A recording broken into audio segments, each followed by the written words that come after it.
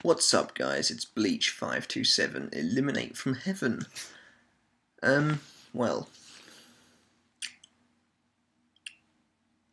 you see, a lot of people have been saying that this chapter was amazing, but I've kind of got mixed feelings because, well, I mean, you get a pretty cool picture of Unohana as a color page. She looks really cool, actually. She kind of looks like a geisha. And we also found out that Yamamoto's on volume 58. But it looks like she is actually going to die, which I think is really disappointing. I don't know why Kuro's doing this, personally. Does he really think Unohana's not got any more development to be had? There must be so much more about Unohana that we can see. I'm disappointed. Personally, I'm disappointed that she's been killed off just to power up KENPACHI, who's not really that interesting. Admittedly, that's a personal preference right there, but I'm sure a lot of you can agree with me that we'd like to see more Unohana. Simple as that. So I definitely am disappointed by that.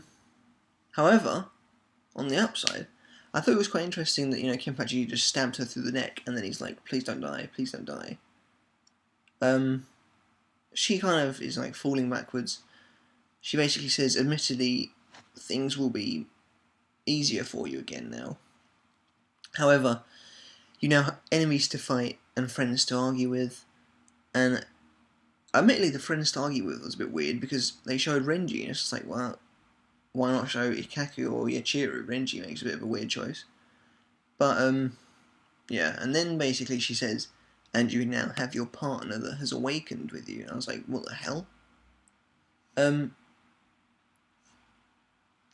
it is exactly how it sounds. KENPACHI now has his zanpakuto name.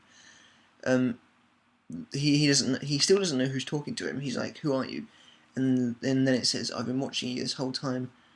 My name is, and then that's where that little scene cuts. I'm going to be honest with you. KENPACHI learning the name of his sword has been something fans have talked about since the beginning of time. And yet I think that it was a little underwhelming, personally. I mean, you don't find out the sword's name, you don't find out... It kind of talks to him a little bit. It was pretty cool. I can imagine this scene will be a lot better in the anime with like music and build-up. It was very cool, actually, to get a tiny little glimpse of KENPACHI attacking KENPACHI Giganjo, the previous captain. That was cool. And that's the sort of thing that's only really been addressed in like data books, so that was pretty neat to actually see him. He still looks a lot like Yami, though. But yeah, I thought that was kind of weird that we learn his zanpakuto's name. Well, no, we don't. That was probably partly the problem. But I remember just sort of thinking, oh right, because it sort of, in my opinion, kind of came out the left field.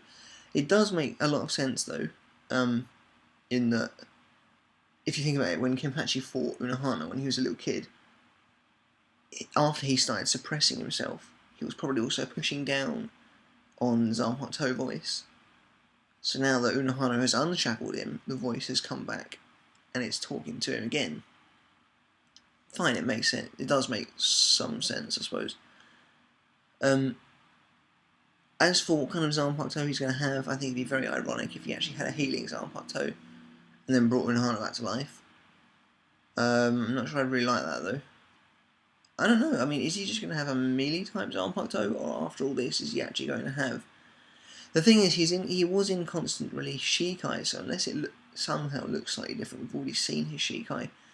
And if he gets some kind of ridiculous Bankai, that's going to be kind of annoying. But yeah, I mean, I have to say that the art was utterly fantastic at the beginning. Just like looking at Unohana, looking at KENPACHI, their expressions, they looked amazing. It really did look great. But then we move on to the next scene, just before KENPACHI's sword says its name. And it's back to Ouetsu Nimaya in the Phoenix Palace with Ichigo and Renji. And Renji's passed the Asauchi test. He's sort of standing there. And then we find out that Ichigo's failed, and he's like lying on the floor, beaten up, apparently. This makes a lot of sense. Renji was obviously given an Asauchi when he went into the academy. Ichigo, who's never even known Asauchi, would never know how to defeat them. He doesn't understand that. Because maybe, this is just a theory, but maybe when you imprint your soul onto the Asauchi, you kind of have to fight it. So maybe Renji's done this before. But basically, Nimaiya starts getting all kind of angry with Ichigo, and he's like, not angry so much, but very condescending, and he's like, well, since you failed, you're never coming back here. Oh, and by the way, don't ever go to Soul Society again. I thought that was quite interesting, because it made Nimaiya sound like the Royal Guard have a lot of authority, maybe, over the captains, because I know that the Royal Guard have authority over the captains. They're second only to the king, so that was interesting. He was kind of like, don't ever go to Soul Society again. And this opens up a really interesting development, actually. Although I will be first and foremost say that I'm disappointed that it looks like we're not going to see Shutara and Osho's palaces. I really wanted to see them.